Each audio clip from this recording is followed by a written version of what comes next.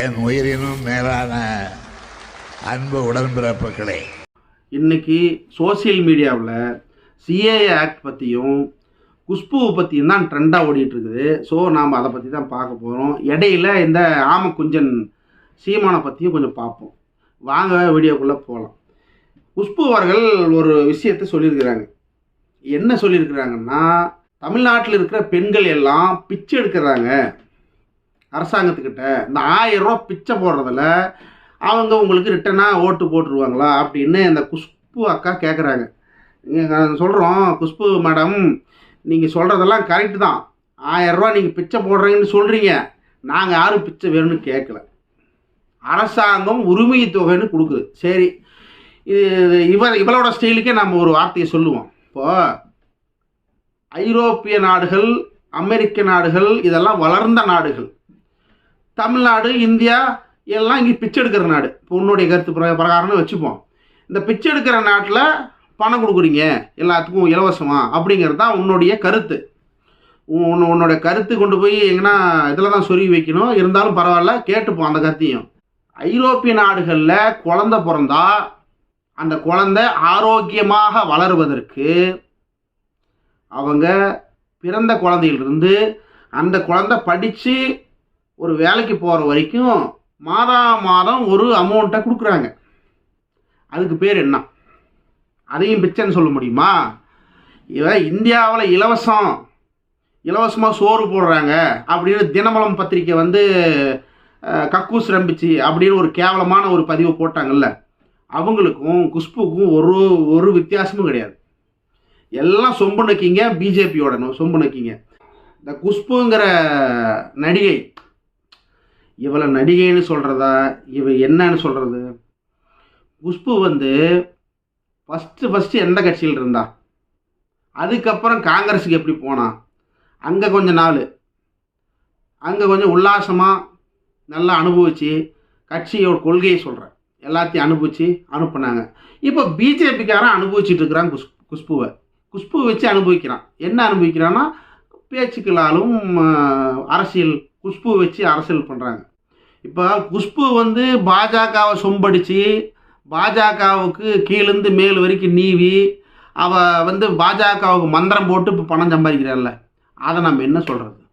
தமிழ்நாட்டில் பெண்கள் பிச்சை போடுறாங்க, தமிழ்நாட்டு பெண்களுக்கு அரசாங்கம்னு சொல்கிற குஷ்பு ரைட்டு. நான் என்ன சொல்கிறேன், தமிழ்நாட்டில் இருக்கிற பெண்களுக்கு பிச்சை தான் போடுறாங்கன்றதே வச்சுப்போம். நாங்கள் அரசாங்கத்துக்கிட்ட பிச்சை எடுக்கிறதாவே வச்சுப்போம். ஆனால் நாங்கள் ஒன்றும் தவறான வழியில் ப்ராஸ்டியூட் பண்ணி சம்பாதிக்கலை. எங்களுடைய பணம், எங்களுடைய வரி பணம் அரசாங்கம் திருப்பி எங்களுக்காக கொடுக்குது. அது நேரடியாக ஏதோ ஒரு திட்டமாக வராமல் டைரெக்டாக மணியாக வருது. அதான் அரசாங்க செயல்பாடு என்னன்னே குஷ்புக்கு தெரியாது. ஏன்னா குஷ்பு ஒன்லி இன்டேக் தான், அவுட் டேக்குன்னா என்னன்னே தெரியாது. எதாக இருந்தாலும் வாங்கி போட்டுப்பா. தமிழ்நாட்டு மக்களை பிச்சை எடுக்கிறதுன்னு சொன்னது வன்மையான விஷயம், அதை கண்டிக்கிறோம். ரெண்டாவது, குஷ்பு தமிழ்நாட்டில் பிச்சை எடுத்து தான் இன்றைக்கி அவள் பொழைச்சிட்டு இருக்கிறா அப்படிங்கிறது உண்மை. அது யாராலையும் மறுக்க முடியாது. ஏன்னா இவளையெல்லாம் நாம் பார்த்து, இவள் நடிகை, இவளை ரசித்து, இவளுக்காக நாம் பணம் கட்டி படம் பார்த்து இவளை வளர்த்தி விட்டோம். ஆனால் அந்த நாதாரி இன்றைக்கி நம்மளுக்கு ஆப்போசிட்டாக திரும்புகிறான். தமிழ்நாட்டில் இருக்கிற மக்களுக்கோ, மக்கள் சார்ந்த பணிக்கோ, மக்கள் இன்றைக்கி எவ்வளோ துயரத்தில் இருக்கிறாங்கன்ற ஒரு விஷயமும் அவளுக்கு கவலையே கிடையாது. அதை பற்றி எந்த ஒரு எண்ணமும் கிடையாது. இதே குஷ்பு காங்கிரஸில் இருந்தப்போ 400 ரூபாய்க்கு சிலிண்டர் வாங்கணும். இன்றைக்கி சிலிண்டர் ரேட்டு 1000 தாண்டிடுச்சு. தமிழ்நாட்டு மக்கள் எப்படி வாழ்வாங்கன்னு பேசின வாய் அப்படியே பாஜகவுக்கு போய் அதை பற்றி பேசவே மாட்டான். இதுக்கு பேர் தான் அரசியல் வேசித்தனம்னு சொல்கிறது. உன்னுடைய சுகத்துக்காகவும் உன்னுடைய விருப்பத்துக்காகவும் நீ பாஜகவில் இருந்து பணத்தையும் அங்கிருந்து கொள்ளையடித்து நீ உன் குடும்பத்தை வளர்த்தி நீ வளரணுங்கிறதுக்காக எந்த கட்சியில் வேணாலும் எதை வேணும் பேசலாம்னு நினைக்கிற பார்த்தியா? அதுதான் இந்த மாதிரி ஆட்களை நாம் செருப்பு மாலை கோர்த்து தலையில் மாட்டி அரசியலை விட்டு வெளியே துரத்தணும். குஷ்பு எங்கே பிரச்சாரத்துக்கு வந்தாலும் எங்கேயாவது ஒரு இடத்துலையாச்சும் செருப்பு பார்க்குமா அப்படிங்கிறத நான் ஆவலோடு எதிர்பார்க்குறேன். என்ன காரணம்னு அதையும் சொல்கிறேன் கேளுங்க. சேரி மக்கள், சேரி மக்கள் பேசுகிற வார்த்தையில் பேசுகிறார்கள் அப்படின்னு ட்விட்டரில் போஸ்ட் போட்ட முண்டம் இந்த முண்டம்.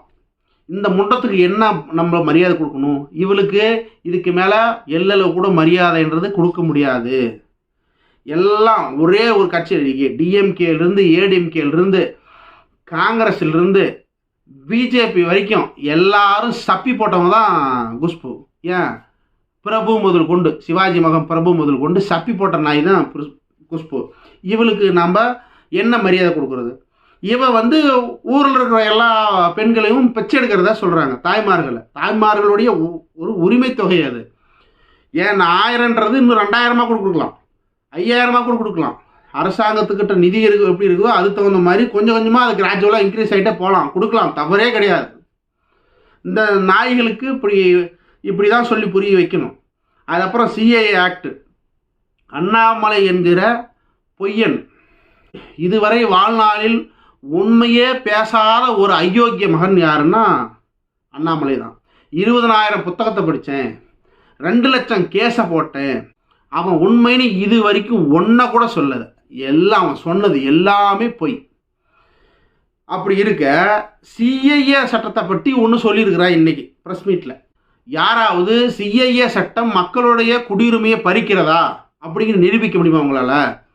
இன்றைக்கி முதல்வர் நான் அதை ஆமோதிக்கிறேன், தமிழ்நாட்டில் அது செயல்படுத்த விடமாட்டேன் அப்படின்னு சொல்கிறார். அதுக்கு முதல்வருக்கு சட்டம் தெரியுமா அப்படின்னு கேட்குறான். இந்தியா பல மாநிலங்களின் கூட்டு தான் இந்தியா, சரிங்களா? நீங்கள் என்ன சட்டம் போட்டாலும் எல்லா மாநிலத்திலையும் செயல்படுத்தி ஆகணுங்கிறது விதி கிடையாது. நாங்கள் எதிர்ப்பு தெரிவிப்போம், நாங்கள் அதை செயல்படுத்த விட மாட்டோம் அப்படின்னு சொல்கிறதுக்கு தமிழக மக்களால் ஓட்டு போட்டு தேர்ந்தெடுக்கப்பட்ட அரசாங்கம் அதை நிராகரிக்கலாம். சிஐஏ சட்டத்தை தமிழ்நாட்டுக்குள்ளே வரக்கூடாதுன்னு இங்கே சட்டமன்றத்தில் தீர்மானம் நிறைவேற்றலாம். இந்த சட்டம்னா என்னன்னே தெரியாத அண்ணாமலை இவன் எப்படி ஐஏஎஸ் படித்தாங்கிறது ஒரு மிகப்பெரிய கேள்விக்குறியாகவே இருக்குது. சரி, அண்ணாமலைக்கும் சேர்த்தி சிஏஏ சட்டம்னா என்ன, ஏன் சிஏஏ சட்டத்தை பற்றி இஸ்லாமியர்கள் மட்டும் அதிகமாக பயப்படுறதுக்கான காரணம் என்ன அப்படிங்கிறத தெளிவாக சொல்லுவோம், கேளுங்க.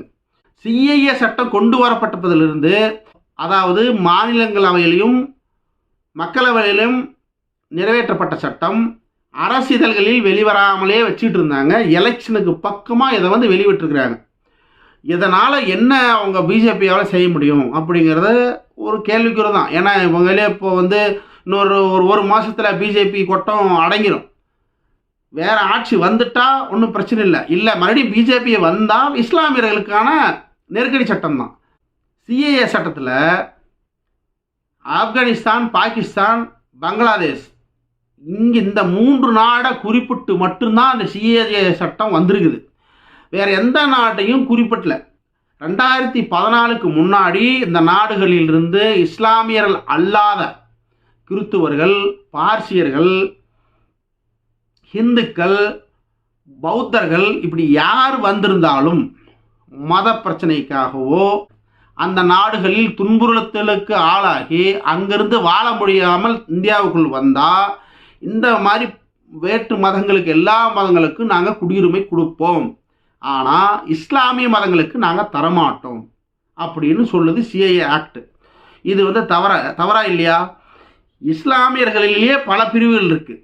அதில் ஒரு சில பிரிவுகள் ஒரு சில பிரிவாரோட சேர மாட்டாங்க. இங்கே நம்ம இந்தியாவில் அந்த பிரிவுகளும் இருக்குது, இங்கே நம்ம அதை பெருசாக கண்டுக்கிறது கிடையாது. ஆனால் பாகிஸ்தான்லேயும் ஆப்கானிஸ்தான்லேயும் அந்த ஒரு பிரிவினரை அவங்கள அடித்து துரத்துறதும் நடக்குது. அங்கேருந்து ஒரு சிலர் வேறு நாடுகளுக்கு புலம்பெயர்வதும் நடக்குது. அப்போ அவங்களும் இந்தியாவுக்கு வருவாங்க. அப்போ அவங்களுக்கான வழி அங்கே குறவலையே நசுக்கிறாங்க சிஐஏ ஆக்ட் மூலிமா அப்படிங்கிறது தான் அண்ணாமலையான இந்த மக்கு சாம்பிராணிக்கு நாம் சொல்லிக்கிறோம். ரெண்டாவது, ஏன் இஸ்லாமியர்களை மட்டும் புறக்கணிக்கணும்? மதம், இனம் எதையும் பாகுபாடு இல்லாத நாடு இந்தியா அப்படின்னு உலக அரங்கில் நம்ம பேர் வாங்கிட்டு வரோம். ஏன் சிஐஏ அப்படின்னு ஒரு சட்டத்தை கொண்டு இஸ்லாமியர்களை மட்டும் அவங்களுக்கு மட்டும் நாங்கள் குடியுரிமை தரமாட்டோம் அப்படின்னு சொல்கிறதுக்கான காரணம் என்ன? இப்போ அவனுடைய நாடு, அவனுடைய இஸ்லாமியர்கள் அதிகமாக வாழக்கூடிய பகுதிகள் தான் பாகிஸ்தானும் ஆப்கானிஸ்தானும் பங்களாதேஷும். அவன் அங்கே பெரும்பான்மைன்னு உங்களுக்கு நல்லாவே தெரியும். அந்த காரணத்தினால தான் நீங்கள் தரமாட்டேங்கிறீங்க அப்படின்னு நீங்கள் புழுகுறீங்க. அந்த புழுகலுக்கு நாங்கள் ஏன் நீங்கள் புழுகுறீங்கன்றது சொல்கிறேன். அங்கே இருக்கிறவன் அவனுடைய ஆட்கள் அவனோட இனத்தோடு சேர்ந்துவான்னு அவன் நினைப்பானா, இந்தியாவுக்கு வந்து இங்கே இருக்கிற சங்கிங்களோட மாறு அடிக்கலாம் அப்படின்னு நினைப்பானா. அவன் அங்கேயே இருக்கணும் தான் நினைப்பான். அங்கேருந்து மேக்ஸிமம் யாரும் புலப்பெருந்து வரணுன்ற அவசியம் இல்லை. அப்படி மீறி அவன் அங்கேருந்து இங்கே வர்றான் அப்படின்னா அவனால் அங்கே வாழவே வழி இல்லை. அது நம்மளோட ரொம்ப ஏழை நாடு, இந்தியாவுக்கு போய் யாசம் பிழைக்க முடியுமா அப்படின்றதான் இங்கே வர்றான். இதுதான். அப்போது மொத்தம் அகதி அப்படின்னா எல்லாரும் அகதிகள் தான். தமிழ்நாட்டில் ஈழத்து மக்கள் அகதிகளாக வராங்க. அவங்கள பற்றி இந்த சிஏஏ ஆக்டில் ஒன்றுமே சொல்லலை. அப்போது அவங்களுக்கு குடியுரிமை கிடையாது அப்படிங்கிறது தெள்ள தெளிவாக தெரியுது. சீமானோடைய அடிப்பாகத்தில் நெருப்பு பிடிச்சிக்கிச்சு. இன்றைக்கி வாருன்னு கத்துவான். முட்டு சந்தில் ஏதாவது ஒரு சந்தில் கிடைச்சா நின்றுக்கிட்டு நாமெல்லாம் வந்து வேற ஒன்று பண்ணுவோம். சீமான் அந்த இடத்துல கத்துன்னு கத்துவான். அவன் கத்துவதை தவிர ஈழத்து மக்களுக்கு ஒரு மயிரையும் செஞ்சதில்லை அப்படிங்கிறத பதிவு பண்ணிக்கிறோம். நம்மங்க இஸ்லாமிய மக்களை புறக்கணிக்கிறாங்கன்னு சொல்கிறோம்ல, இஸ்லாமியர்கள் இந்தியாவில் அதிகமாக வந்து புலம்பெயர்ந்து இங்கே அவங்களுக்கு குடியுரிமை கொடுத்து வாக்கு எல்லாத்தையும் அவனுக்கு கொடுத்து எல்லா சலுகையும் அவனுக்கு கொடுத்துட்டா இஸ்லாமியர்களுடைய இந்தியாவோட வருகை அதிகமாயிரும். அப்போது நம்மளால் இங்கே சரியாக ஸ்டாண்ட் பண்ண முடியாது. இந்திய நாடு, ஹிந்து நாடு, பாரத பூமின்னு பேசிக்கிட்டு இருக்கிற நரேந்திர மோடி, அகண்ட பாரதம் பேசுகிற நரேந்திர மோடி இஸ்லாமியர்களை ஒழிச்சா மட்டும்தான் இந்தியா ஃபுல்லாக இந்துக்களை உள்ள ரப்பணும், அவங்க இந்துக்கள் எல்லாரும் வாங்க அப்படின்னு கூப்பிடுறாங்க. இதுக்கு எல்லாம் காரணம் என்னென்னா அவர்களுடைய பாசிசம் தான், இந்து வெறி. அதுதான் ஒரு முக்கியமான காரணம். வேறு எந்த காரணமும் கிடையாது. எல்லா மதத்திலையும் ராஜபக்சே என்ற ஒரு நாய், அவன் வந்து இறக்க குணமே இல்லாத மனிதன். அவன் பௌத்தத்தை தலைவனவன். பௌத்தத்தை சொல்லுதா? இல்லை. சரி, அதே மாதிரி இஸ்லாமியர்களில் பல அமைப்புகள், பல தீவிரவாத குழுக்கள் இருக்குது, நம்மளுக்கு எல்லாத்துக்கும் தெரிஞ்சுதான். அப்போது ஒட்டுமொத்த இஸ்லாமியர்களும் தீவிரவாதிகளானா அப்படின்னு சொல்கிறவன் பைத்தியக்காரன், அதுவும் நம்மளுக்கு தெரியும். அதே மாதிரி இந்தியாவில் வாழுகிற இந்துக்கள் எல்லாரும் நல்லவர்களா அப்படின்னு சொன்னால் இல்லை. கோட்சே மாதிரி ஹிந்து தீவிரவாதிகளும் இருக்கிறாங்க. ஏன்னா அவன் வந்து காந்தியையே கொன்னவன். கோட்சே இந்து தீவிரவாதின்னு சொன்னது கமலஹாசன். அதை தான் நாம் இங்கே முன்மொழிகிறோம். அதே மாதிரி கிறிஸ்தவர்களிலும் இருக்கிறாங்க பிரிவினைவாதம் பேசுகிற, யாரோடையும் ஒட்டாத நபர்கள் இருக்கிறாங்க. எல்லா மதத்திலையும் அழுக்கு என்பது இருக்குது. அந்த ஒவ்வொரு அழுக்கையும் நீக்கணும், மதத்தை புனிதமாக்கணும்னு அங்கங்கே இருக்கிற அந்தந்த மதத்தில் இருக்கிற நல்லோர்கள் அதை பாடுபட்டுட்டு தான் வராங்க. நீங்கள் என்னமோ புதுசாக பிடுங்கி கத்தையை கட்டி நாங்கள் வந்து இந்தியாவை வந்து முழுசாக இந்து நாடாக மாற்றுவோம் அப்படின்னு இவங்க சொல்கிற அந்த உருட்டுக்கு, பானிபூரியை வந்து ரோட்டில் வச்சுட்டு திங்கிறான் பாரு உத்தரப்பிரதேசக்காரன், மாட்டு மூத்திரம் குடிக்கிறானுங்க பாரு, அவனுங்க நம்புவாங்களே தவிர நாங்கள் இதை நம்ப மாட்டோம். சிஐஏ அப்படிங்கிற இந்த சட்டத்தை தமிழ்நாட்டு மக்களான நாங்கள் கடுமையாக எதிர்க்கிறோம் அப்படின்னு இதில் இந்த வீடியோ மூலிமா தெரிவிச்சுக்கிறோம். எல்லாரையும் சரிசமமாக பார்க்கணும் அப்படிங்கிறத நம்மளுடைய கருத்து. அடுத்து ஒரு நல்ல பதிவுடன் சந்திக்கிறேன். நன்றி, வணக்கம்.